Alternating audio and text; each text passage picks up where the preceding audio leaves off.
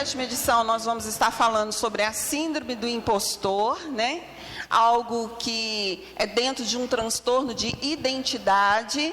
Então, vai ser muito bom nós batermos um papo hoje sobre esse assunto, porque, às vezes, essa síndrome nos impede, né, de termos uma vida plena, né? E nós sabemos que não só merecemos ter uma vida plena, mas precisamos também, é uma necessidade, né?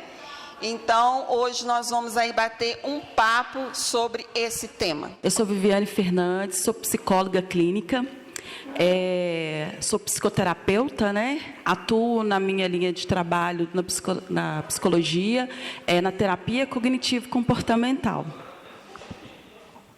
Eu sou Cilícia ainda, eu sou terapeuta ortomolecular especializada em rejuvenescimento, emagrecimento e um tanto de coisa. Estou aqui para responder o que vocês precisarem.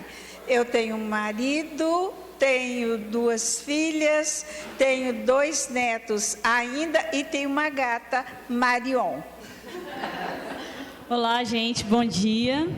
Meu nome é Rayane Monteiro, eu sou programadora neurolinguística, talvez você já tenha ouvido falar sobre PNL, e é nessa área que eu atuo, tá? Sou formada também em administração de empresas, então tenho um tempo aí com liderança de pessoas e tudo mais, e eu estou aqui para servir vocês mesmo, e qualquer dúvida estou à disposição, tá bom? Falando um pouquinho agora sobre o tema, né, que é a síndrome do impostor, né? Eu acredito que, estudando um pouco sobre isso, eu percebo que a maioria de nós já passamos, estamos passando ou ainda vamos passar por esse caminho, né? Que é o fato de você se sentir muitas vezes um fracasso naquele ambiente em que você está ou dentro de uma determinada função.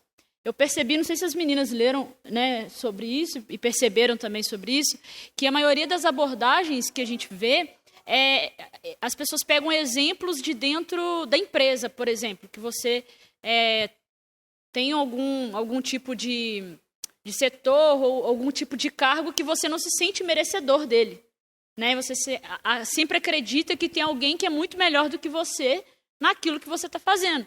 Então, ali ela entra a autossabotagem, ela entra o medo extremo de não conseguir, ela entra diversas questões. Vou responder a pergunta aqui. Tenho uma visão muito distorcida sobre mim, pessoal e profissional. Como tratar isso? Então, pessoal, primeiro, vamos falar sobre o que sustenta essa distorção. Essa distorção, normalmente, ela começa na infância. Como ali essa pessoa, essa criança, ela é cuidada pelos seus cuidadores, as pessoas com que ela convive, a referência que ela tem ali com seus cuidadores. Vamos pensar pais, mães, igreja, escola, onde essa criança é inserida. A partir daí, começa-se a criar distorções cognitivas, dependendo da forma que é lidada ou tratada uma situação, questão familiar. E essas distorções, elas criam crenças. Vamos pensar. Se eu tenho um pai que sempre que ele fala, nossa, você não sabe fazer nada direito. E quando eu faço algo bom, ele poderia ter feito melhor. Eu vou criar uma crença ali de insuficiência, que eu não dou conta, e começa isso a ficar muito rígido e muito militante, vai crescendo na infância, né, no decorrer da infância, da adolescência, vai ficando mais limitante, mais rígido. E criando nessa criança, nesse adolescente, nesse adulto, erros de pensamento, distorções cognitivas. Ou seja, eu não vou fazer isso porque eu não vou fazer direito. Eu não vou fazer isso porque eu tenho medo de errar. Então, eu não vou tentar. Inúmeras distorções que a pessoa ela começa a ter em relação pessoal, profissional, como ela se vê. Então, é o quê? São erros de pensamento, que dentro da comportamental, a gente chama de distorções cognitivas. E essas distorções cognitivas, a gente descobre quais são essas distorções, que é filtro negativo, desqualificação do positivo, ou seja, não reconhecer as suas conquistas, né? No filtro negativo é sempre ter o olhar negativo da situação, minimização e maximização, sempre minimiza as suas conquistas e a do outro sempre é maior, sempre é melhor. Como tratar isso, Viviane? Vou o quê? Descobrir quais são as distorções que esse paciente tem, através das investigações, as crenças que sustentam essas distorções, e é trabalhado que a flexibilização desses pacientes, no sentido de que uma nova forma de pensar. Vou ensinar esse paciente a refutar esses pensamentos. Quais são as evidências que sustentam que realmente você não faz nada certo? E vou trazer esse paciente para a atualidade, hoje, realmente, para que ele possa ver que realmente ele consegue fazer as coisas certas. Viviane, eu não pensei por esse lado, porque estava só pensando do outro lado, do lado negativo, tudo negativo. Então, é feito o quê? Uma flexibilização de pensamento, né, para que alcance essas crenças limitantes desse paciente, para que ele também comece a sentir, não, eu sou útil, eu não sou inútil. É claro que essas crenças elas vão vir, mas elas não vão ter força sobre essa pessoa para que ela deixe de fazer algo, para que ela também se veja de uma forma negativa. Ok? Gente, eu queria falar também um pouquinho sobre isso, se vocês me permitem. Pegando até um gancho aqui do que a Vivi falou, a gente entende que essas crenças, né, limitantes na nossa mente, elas são criadas normalmente do 0 aos 7 anos. Então, isso muitas vezes nos leva para um ambiente do inconsciente, né? Porque muita coisa a gente não lembra da nossa infância. Então, eu costumo dizer nos meus atendimentos, por que você pensa da maneira que você pensa? Você já parou para pensar sobre isso? Por que a gente tem definições específicas a respeito de determinadas questões? Né? Isso faz com que a gente entenda que toda a nossa história de vida, toda a nossa trajetória nos trouxe para esse ambiente de hoje, sabe? Então, um exemplo que eu queria dar, né, a Vivi trouxe esse exemplo muito top, e outro exemplo que eu queria falar, tirando um pouco dessa parte do comportamento só em específico, pensa comigo, uma criança que ouviu, né, dos seus pais, da sua figura de autoridade, como a Vivi bem disse, né, às vezes os pais, às vezes os professores, líderes religiosos, né, pessoas que a gente considera como referência quando a gente é criança. A criança ela não tem um filtro que a gente tem hoje. Então, tudo que é falado para a criança, ela absorve como uma verdade absoluta, porque ela enxerga aquela pessoa como uma autoridade. Então, ela sabe do que ela está falando, e se ela está falando, é para o meu bem. Certo? A criança ela não tem esse filtro daquilo que é certo e daquilo que é errado. Então, tudo que a gente fala com a criança, aquilo se torna algo realmente real e verdadeiro. Então, um exemplo que eu estava tratando há pouco tempo, que é o seguinte, a pessoa ela é casada, enfim, tem um ótimo relacionamento com o marido e tudo mais, não sei se vocês já tiveram esse tipo de experiência ou se alguém passa por isso, e ela tem muita vontade de ser mãe. Mas essa vontade de ser mãe, ela é impedida devido a um medo extremo, que está ligado a essa questão da síndrome que a gente está falando aqui hoje, que é um sentimento de incapacidade, um sentimento extremo de que a gente não consegue fazer aquilo que a gente quer fazer ou que a gente deve fazer. Então, pensa, essa esposa, toda vez que o marido vem conversar, vamos planejar para a gente ter um filho e tal, tá vendo a princesinha aqui? Então, às vezes a pessoa vai ali e tal, vamos conversar sobre isso. Naturalmente, por uma questão inconsciente, a mente dela leva ela para um ambiente de escape, onde ela não vai querer conversar a respeito daquele assunto, e muitas vezes ela nem sabe por quê, porque ela tem o desejo, e aí vira um conflito muito interno, né? E isso leva a pessoa, às vezes, para uma generalização também. Eu não posso fazer nada. Tudo ou nada. Eu não presto para nada. Eu não presto nem para ser mãe e tal. Sendo que ela tem aquele desejo, sabe? Vocês estão conseguindo me entender? Sim? Então, o que acontece? Pensa só, essa esposa que vive essa situação, o que ela escutou na infância? Ai, criar um filho é muito difícil. Criança dá trabalho demais. Para sustentar uma criança, só Jesus. Depois que você tem filho, relacionamento conjugal, gente, ó. Nossa, 2 vezes no ano. Sabe? E aquilo começa a trazer na mentalidade da criança de que ter filho, na verdade, não é algo bom. É algo pesado, é algo que prejudica a sua vida em vez de melhorar.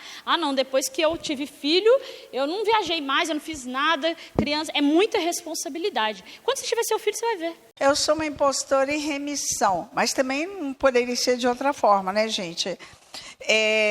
Ela está falando que no trabalho, essas coisas...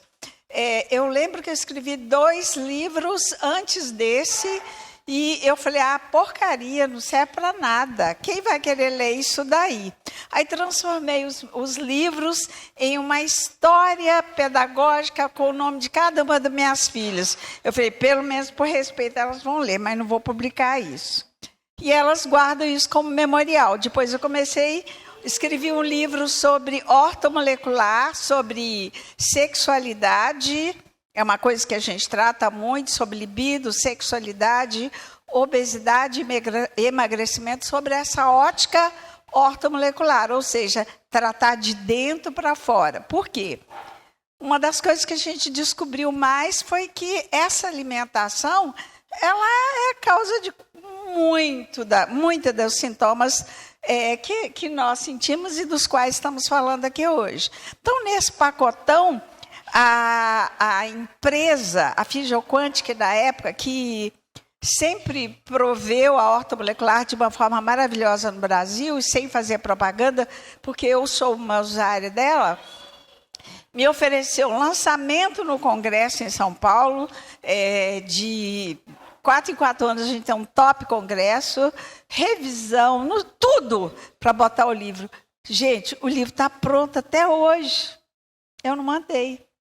Até agora é por outra coisa. Mas na época eu falei, não é possível, é o primeiro livro.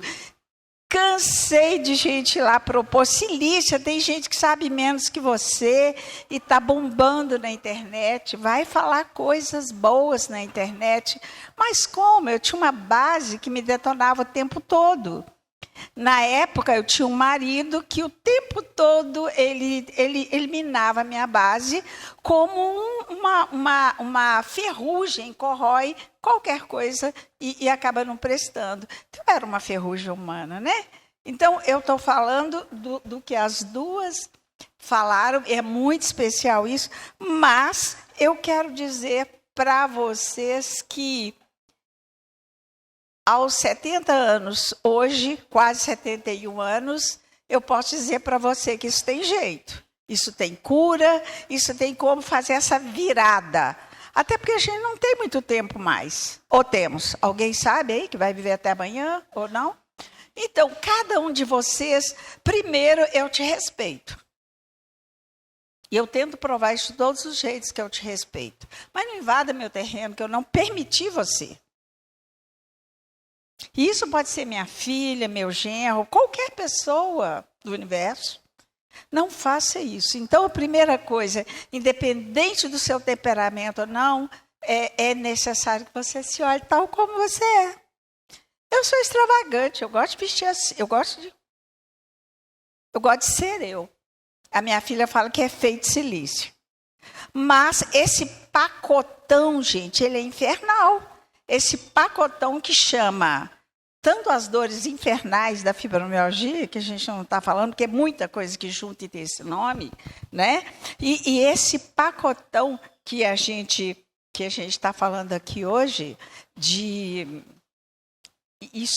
da gente ser um autossabotador, né? Da gente estar falando que a gente é um impostor em potencial, ele vem lentamente. Ele começa quando você não dá uma resposta. E você engole ela. Me sinto incapaz, mesmo sabendo que não sou. O que fazer? Primeiro ponto, né? Se isso é um desconforto, se você sente que é um prejuízo esse sentimento, porque é uma crença de incapacidade, uma crença disfuncional, porque existem crenças funcionais e crenças disfuncionais. Se isso para você é um sofrimento, é necessário você procurar ajuda, porque podem ter outras crenças que envolvem essas crenças, né, esse sentimento de incapacidade. Mas uma dica que eu posso passar aqui para você que se sente incapaz valide as coisas que você faz. Valide as suas conquistas, a sua trajetória. Porque quando vem um sentimento de incapacidade, a pessoa ela foca somente naquilo que não está dando certo. Ela está focando somente naquilo que está dando errado. E aí ela esquece de todo o processo que ela teve que passar na vida dela, de ressignificações, para chegar onde ela está. Mas ela está focando somente naquele quadro ali, mas ela esquece que tem todo um cenário, um contexto. Então, uma dica que eu posso dar para vocês vai na sua trajetória de vida. Olha cada situação que você passou difícil e que você venceu. Olha cada sonho que você sonhou, que você teve a capacidade de fazer com que ele se tornasse real. Olha cada coisa que você teve o desejo de fazer e você conseguiu executar. E aí, qual que é o sentido disso? É trazer para você evidências que você não é incapaz. É só um momento que você está passando difícil e que você está rotulando toda a sua história e se colocando na sua totalidade de incapacidade. Pensa, esse sentimento de incapacidade não define você. Não te define. Então, pensa sobre isso. Esse sentimento não é você. Ele não define você. O que define você é toda a sua jornada, todo o seu caminho de ressignificação. Todas as suas conquistas, todas as suas realizações. Isso é você. Isso te define. Quem que a vida não foi virada pelo avesso depois da pandemia?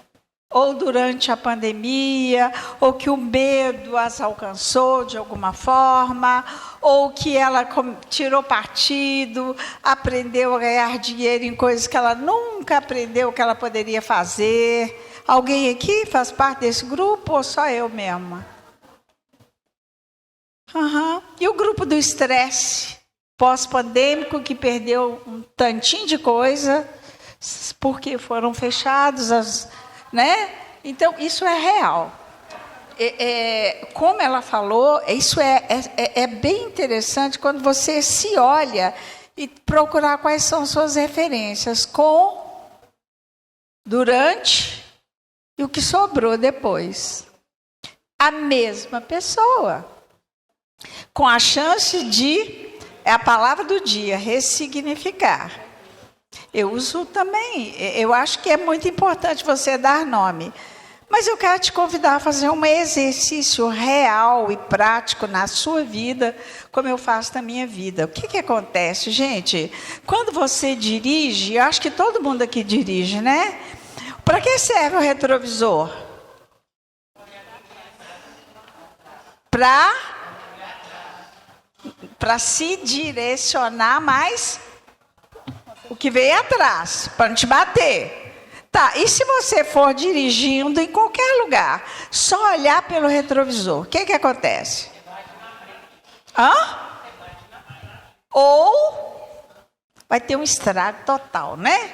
Então, a vida no hoje, ela se apresenta para nós dentro dos sermos impostores em potencial, quer seja no micro ou no máximo, com essa demanda. O painel de frente do nosso carro serve para quê?